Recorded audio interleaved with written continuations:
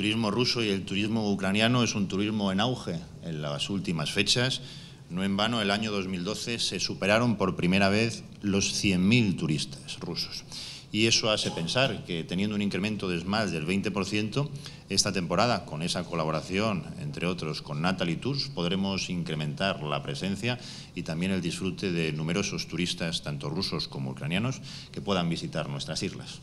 Y para agradecer y para compensar el esfuerzo que se está haciendo por parte de Natalie Tours y todo el sector empresarial turístico de cara a Baleares, en esa misma línea, en ese mismo sentido, tanto el conseller de Turismo como yo mismo nos desplazamos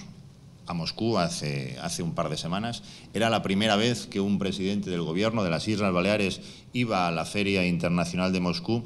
y se hizo con una única intención. En primer lugar, que supieran de primera mano de la importancia que para nosotros supone precisamente el turismo ruso y el turismo ucraniano, para conocer sin intermediarios cuáles eran las necesidades, cuáles eran las demandas, cuáles eran las expectativas, en definitiva, saber